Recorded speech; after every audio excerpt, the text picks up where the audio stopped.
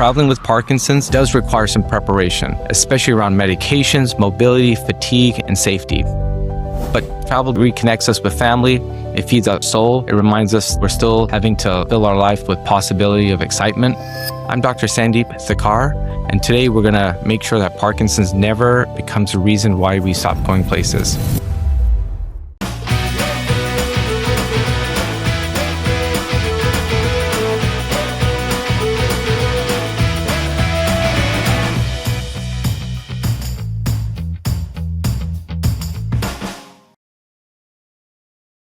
Welcome back to The Caring Neurologist. Today's episode is to focus on travel related to Parkinson's disease. This episode can apply to many health disorders as well, but we'll dive into this topic of travel and remind ourselves that we still have control over this disease. We want to continue our lives to live despite the diagnosis. One of the first questions that I get from patients after Parkinson's diagnosis is, can I still travel? And my answer is always, yes, that's the right plan, right? We want to make sure that we keep motivating and saying, yes, we can travel, because travel does matter. It reconnects us with family. It feeds our soul. It reminds us that we're still having to fill our life with possibility of excitement. But traveling with Parkinson's does require some preparation, especially around medications, mobility, fatigue, and safety. I'm Dr. Sandeep Thakar, and today we're going to make sure that Parkinson's never becomes a reason why we stop going places. Let's get started. Hi, Dr. T. It's nice to see you again, and especially talking about something so important that is traveling. Like you mentioned, traveling is good for the soul, is good to refresh our spirits. So it's really important that patients with Parkinson's do this. Having said that, Dr. Thakar, it is one of the biggest fears of people with Parkinson's to lose their independence, including the ability to travel. What do you tell your patients when they ask if they can travel? Well, this question, again, has come up numerous times. In fact, this topic today that we're talking about came from a patient specifically and said, hey, do you mind talking about travel on your podcast? And I said, sure. And the reality is the diagnosis may change how you travel, but not whether if you travel. The traveling with the diagnosis is absolutely doable. It's a shift, though, of that spontaneous exploration to that strategic planning. The goal is to minimize the stress around travel. There's a lot of fatigue that can happen when you're traveling, even across different time zones. And our goal, again, is to minimize our symptoms, regardless where we are. But it can be aggravated sometimes when we're not planning our travel correctly. And we want to have a good experience so that we want to do it again. And a lot of our memories from childhood come from travel with our parents or friends or family. And, the aspects of it when you do have a family and you have friends and you have relationships is it's meaningful to have everyone to be on the same page. So travel, again, is very possible with Parkinson's. It's one of the things that, especially during the summer, we get that question a lot. We've had a lot of patients already in this start of the summer who's gone to the East Coast, they've gone to Hawaii, they've gone to Mexico, they've gone to Europe, and we even had some patients who've gone to Africa for a safari. And there's many different ways that can happen, but you have to, again, do your research. The one aspect is Parkinson's does affect each person differently, so our symptoms can seem exacerbated when we're under the stress of traveling, whether it's, again, different time zones, we're not eating right. And so we do need to plan our personal kind of health-related issues accordingly, because it affects the physical, cognitive, and even the emotional aspects of it if we're getting really fatigued or tired. So I do see that with travel, some of the biggest fears people have is how am I going to sleep with different time zones? I'm already not sleeping well at night. What about my fatigue? How does that play a role? How does my GI system play a role when it comes to constipation? And then again, the aspects of we want to pack in as much when we're already traveling, and we really have to hone in on the importance is that we don't need to overdo everything on travel, because sometimes it's just hard to recover, and then it again makes the trip less enjoyable or less pleasurable. So again, it does take time. So how can people thoughtfully plan their trips? Where should they start?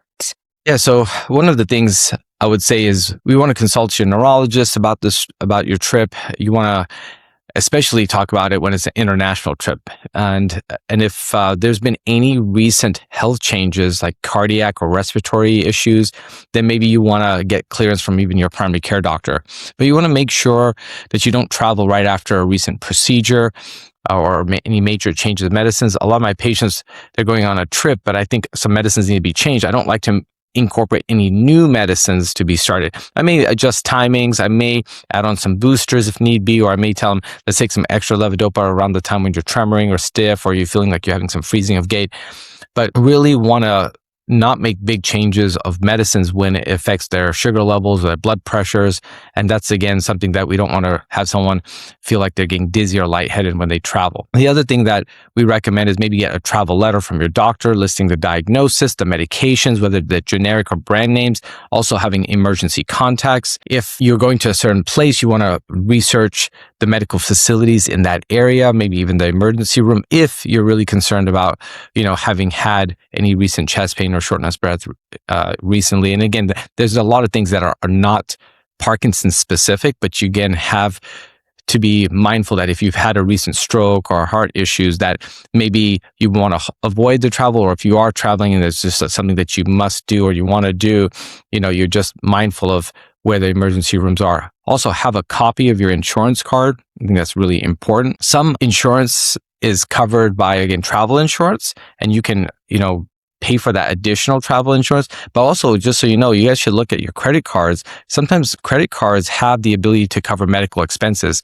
And that's, I think, is very unique, so that you can avoid paying for any extra insurance. Now, plan out aspects of your trip. For instance, if you know that you have good hours of the day where it's easier to walk, your meds work better, then maybe plan some expeditions or walking around that time. So maybe some people feel better mid-morning, but you don't want to necessarily do something too late at night when you're already fatigued. Or if you're going to a place that's very hot, again, maybe you want to be mindful of taking rest and, planning to have enough adequate hydration.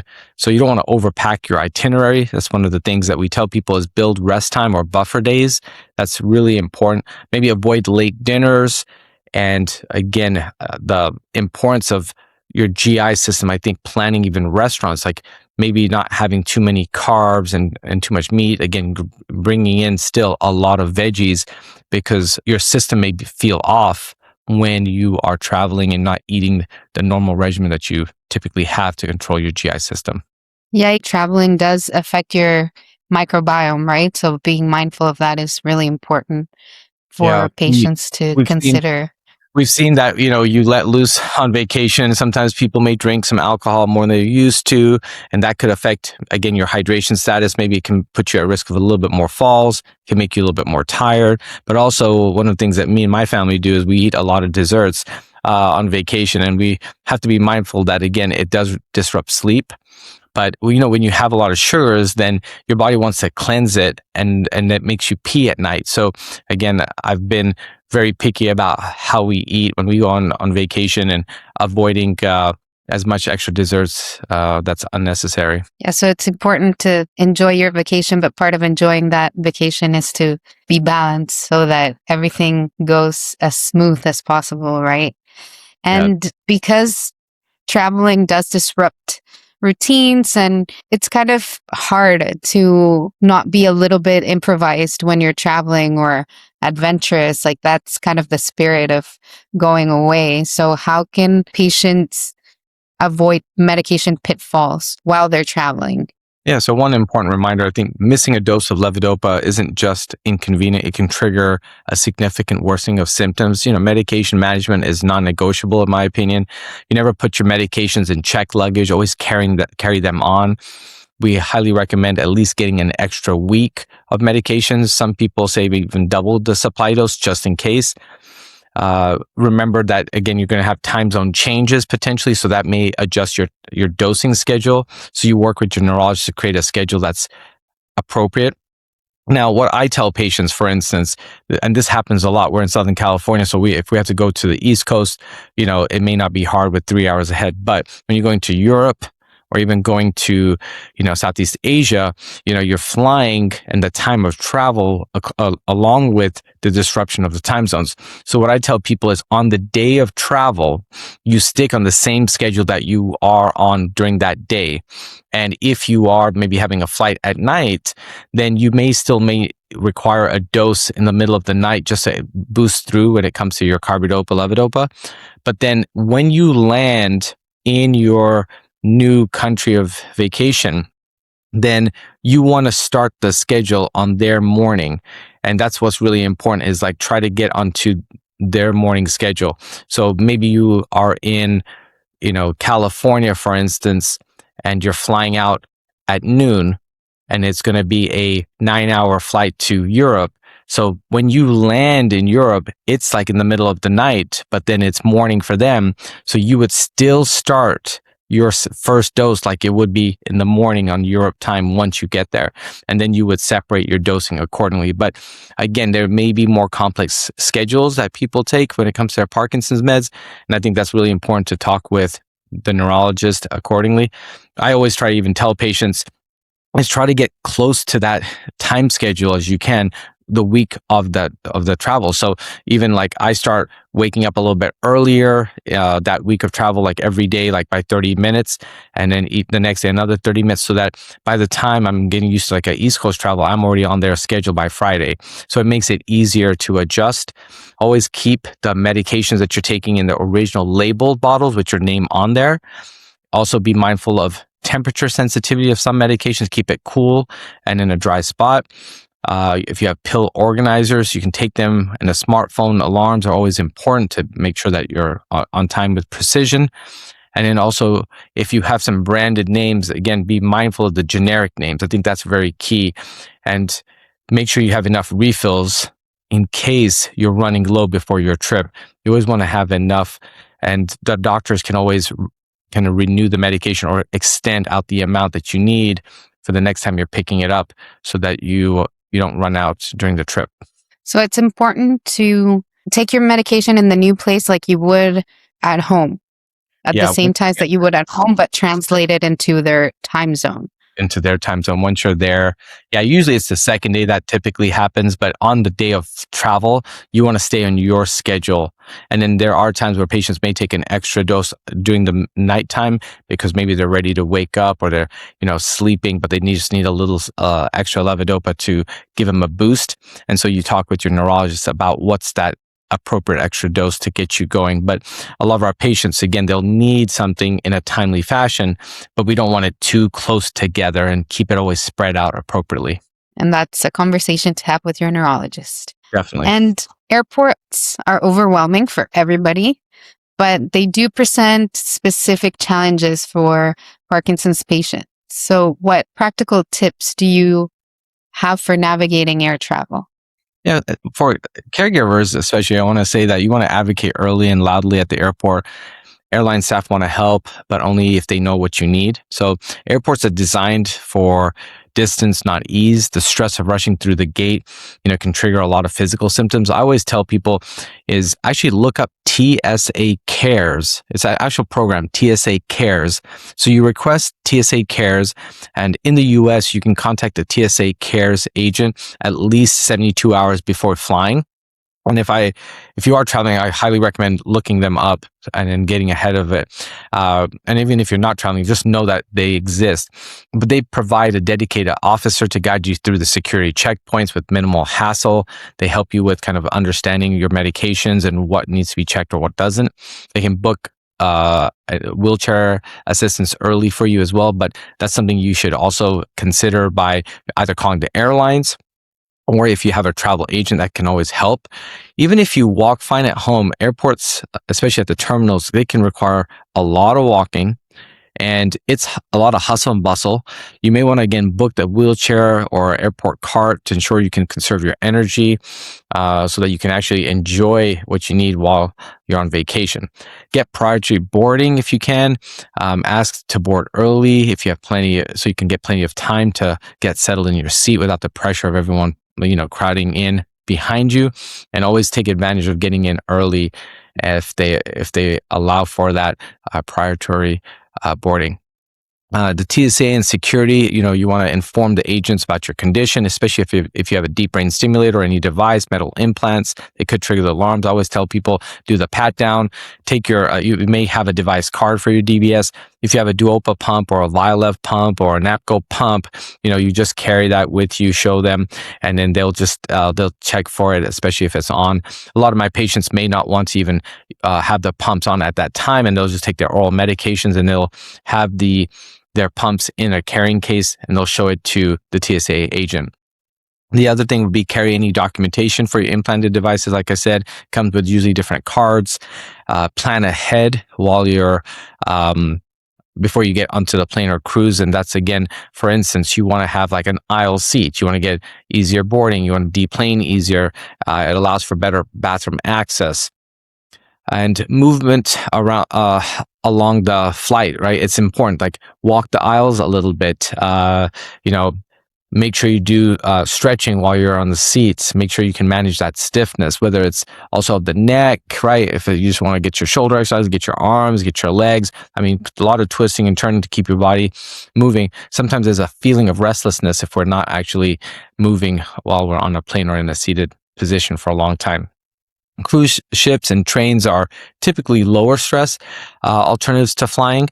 And I think, again, if you were to take a cruise ship and you do have some balance issues, take a walker. Always have that just in case.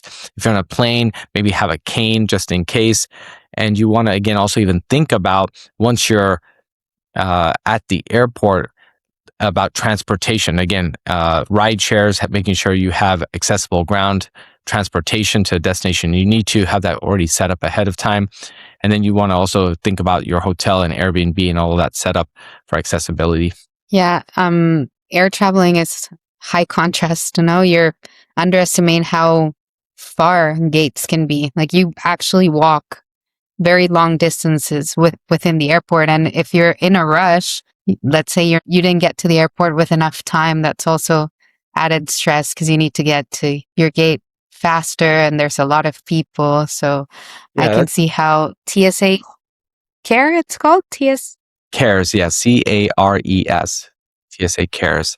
And I think you make a valid point. One of the situations is, if you can get a direct flight, that's awesome. If you can't and you have to connect through, make sure there's enough time in that connecting.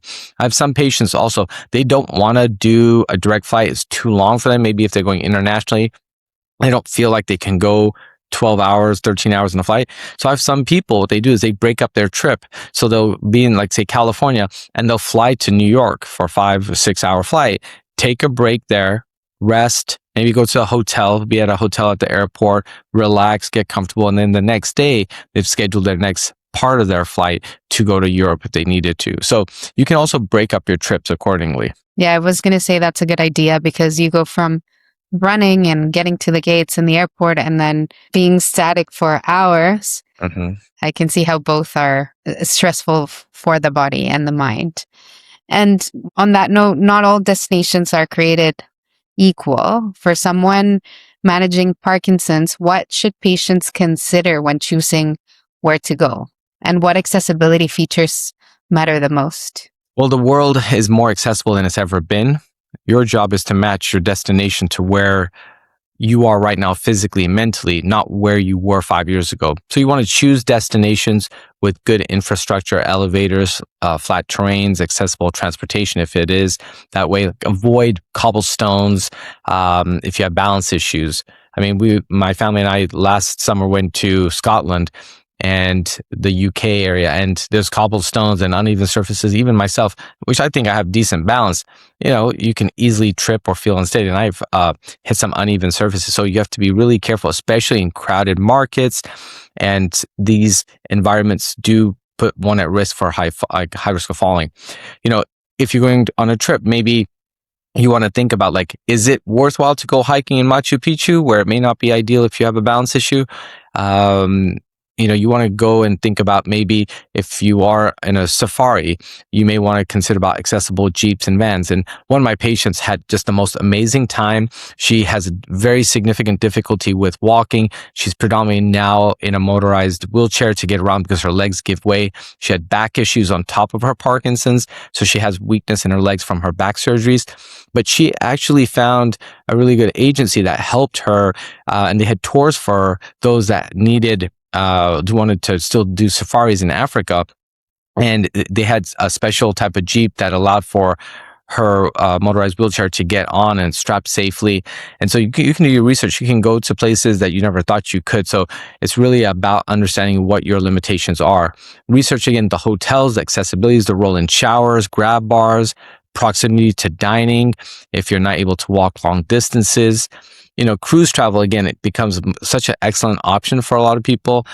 Easy for unpacking, it's accessible decks, the medical staff that's on board. You may want to think about national parks, museums with scooters and wheelchair rentals. So you don't want to exclude yourself from such experiences. And there are Parkinson's friendly travel agencies and tour operators that exist. So I did my own search, and I've looked into this. So for some of our patients, we recommend Elite Cruises and Vacations. There's also another company called Travel for All. There's another company called Accessible Journeys. So I would just look into different agencies that are amenable to where you want to go. And some of these agencies that I looked up, like, they're good for Europe, they're good for Africa, they're good for even North America, in, like, say, Canada, and even Mexico. They have different specific agencies. So I would even look at, like, those that have translators in case, so you can, if there's Spanish speaking or English speaking and whatever is comfortable for you. But as you pick places to travel, remember, sleep is extremely essential. You may even want to pick a hotel that has, like a good bed, a comfortable bed, something that you're used to, or even at some hotels that are gotten really unique that they have a pillow menu.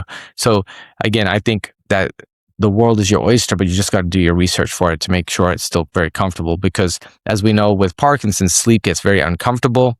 We may have problems with sleep, and we want to really bring in that transition of quality sleep when you are traveling elsewhere. Dr. T, and maybe we can link those agencies that you mentioned in the show's notes so that people have access to those resources, or at least the names, if they Definitely. wanted to look into that. And what happens when symptoms worsen mid-trip? How should patients and caregivers respond if there is a sudden motor fluctuation, a fall, or an off episode while they're away from home? Yeah, so the preparation doesn't eliminate the risk, but it transforms a frightening moment into a manageable one. I've had patients, talk about their trips and something happened where they fell, they've tripped on, or they missed a step. So you don't want to have, like, a broken foot, but these incidences could happen. I had patients slip on areas where, again, it was a wet surface. So having an emergency plan is always key. You always want to be able to improvise. And I think that's why, again, having your insurance card is so key.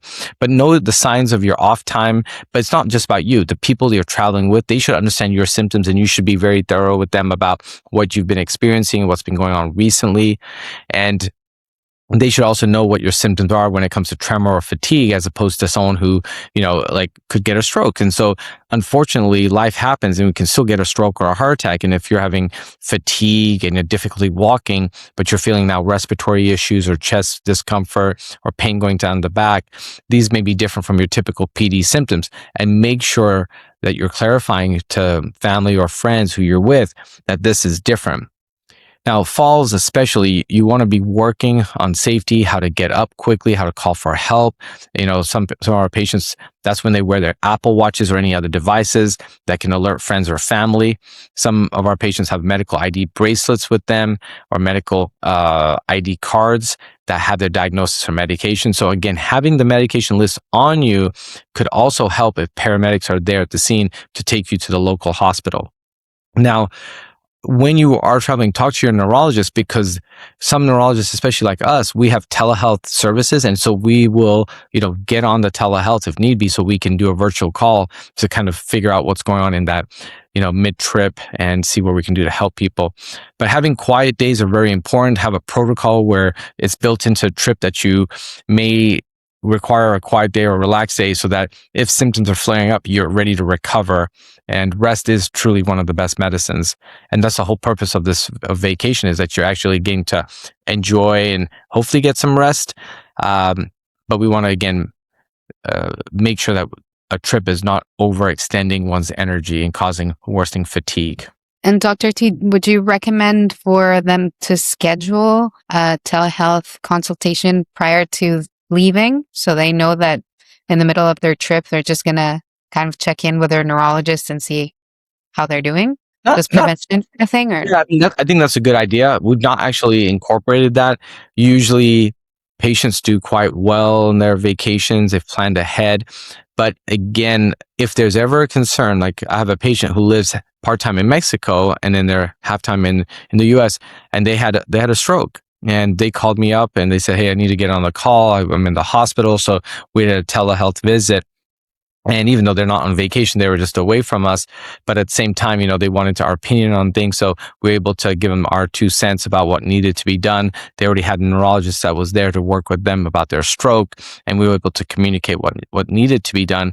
But then once when they were out of the hospital, then we had set up another appointment through telehealth and then also had them come see us. And they actually, again, fortunately didn't have any long-term complications of the stroke. So again, maybe planning for a quick follow-up once they're back is fine. that's good to know. That's always, I guess, a peace of mind for patients.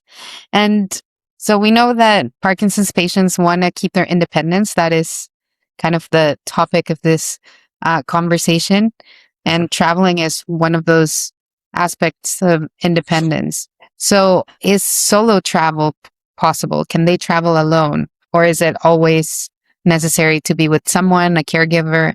And if they're traveling with a caregiver, how do they make that partnership work? So patients can travel by themselves if they're able to. I mean, if they're independent, they're working, if they're not working, but they're, able to get around and do their daily activities, like going to the store, going to a bank, cooking, then, you can still travel by yourself. But if you are wanting to do a trip with family or friends, or you have a caregiver, then it's okay to have a trip with others. So my thought process again is for caregivers, you're not just there to be a helper for this trip. You're also there for your own travel. You want to make sure you're a companion, but you want to make room for joy for each person. So solo travel though is possible, and again, that's seen a lot more with my patients with early stages.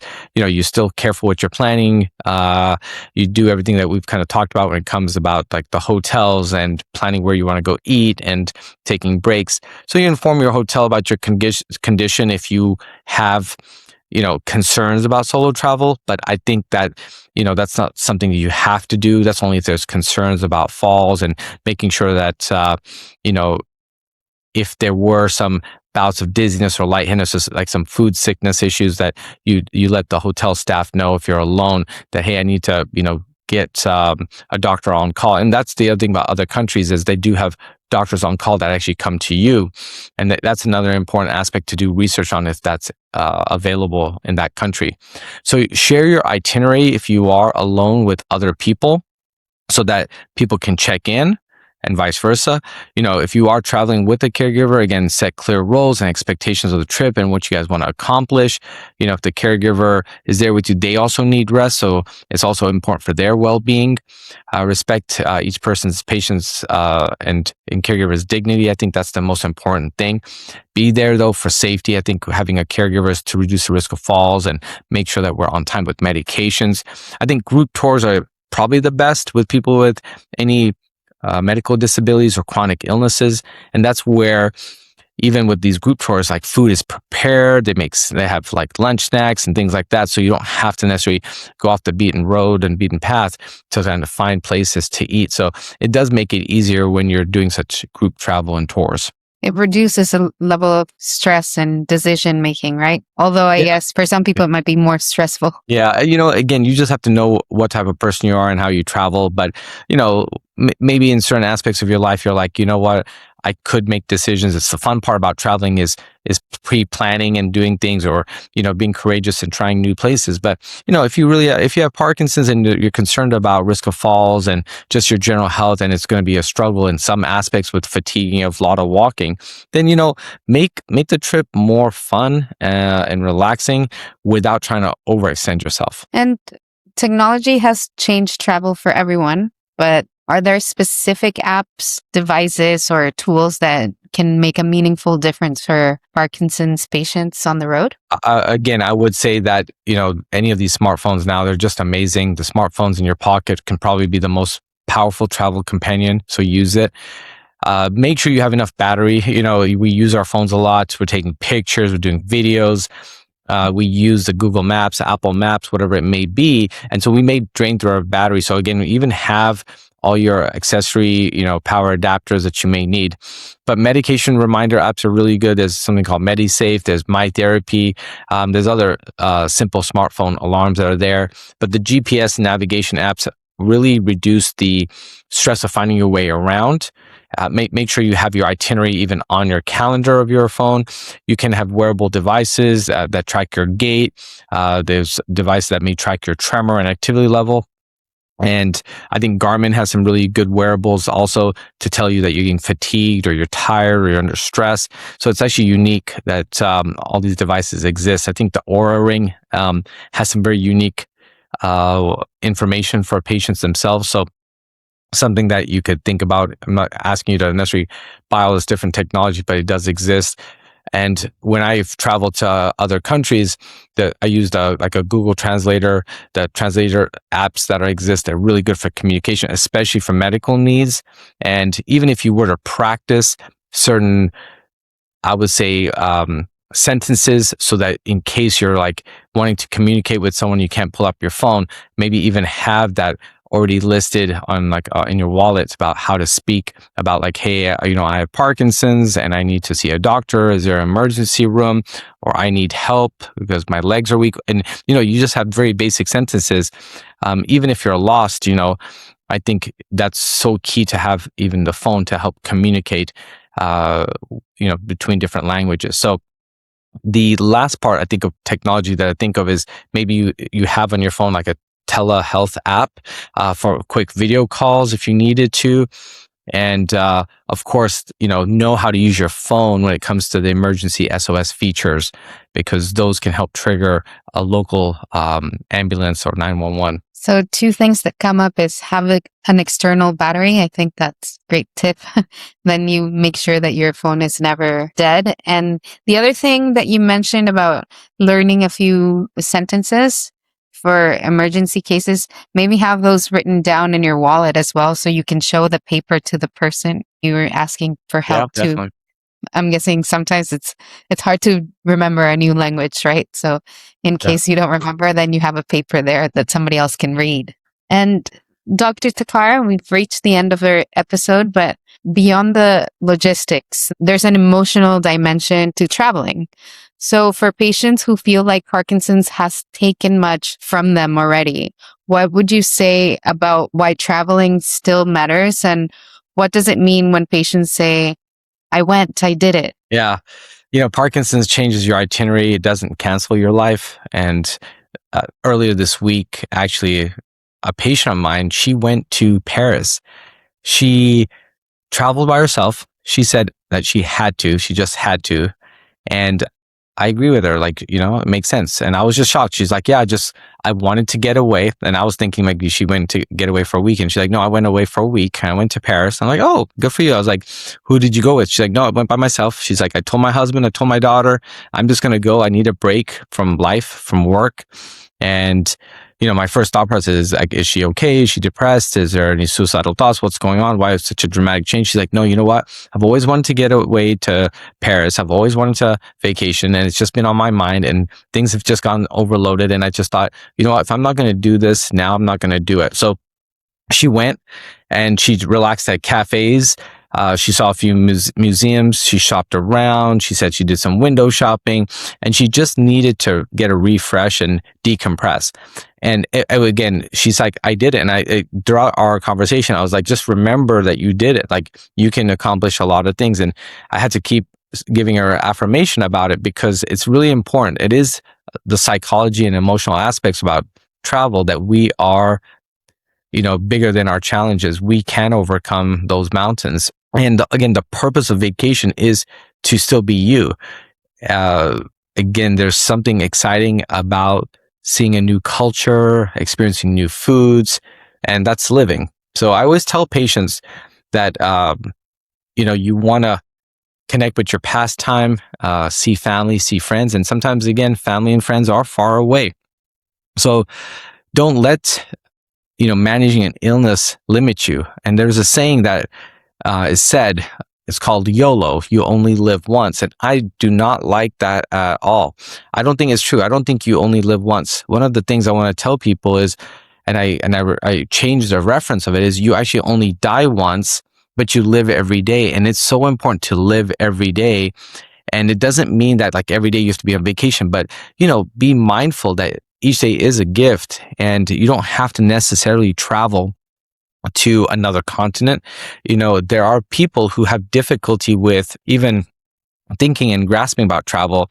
And I tell them, if it's been a long time that you haven't traveled, then maybe that's also a burden for your partner, and your partner wants to travel. So maybe start with small things. Start with maybe, like a staycation, maybe a hotel near the beach or a hotel near the mountains.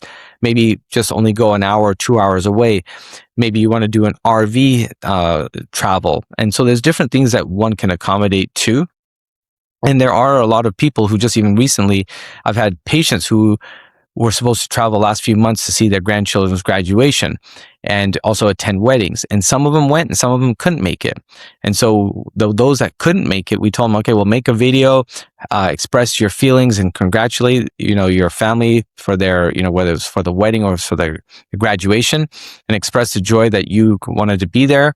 But say, you know what, we'll plan another time, and then we'll just try to make those accommodating features. But sometimes things happen and people want to travel on like the next day, and it's maybe not realistic. So it's very important to plan ahead, and one step at a time. It's really, really important to plan without overextending yourself. Well, thank you for everything that you've shared today, Dr. Takar. I think this is very inspiring for those who have had the urge to travel and have felt like maybe they're limited to do so. Now they have a little bit more information and a few resources to look into, and to have the travel accommodate to their lifestyle and not have to feel like they need to change or they need to be somebody else to be able to enjoy the beauty of traveling and, like you mentioned, fully living. Exactly.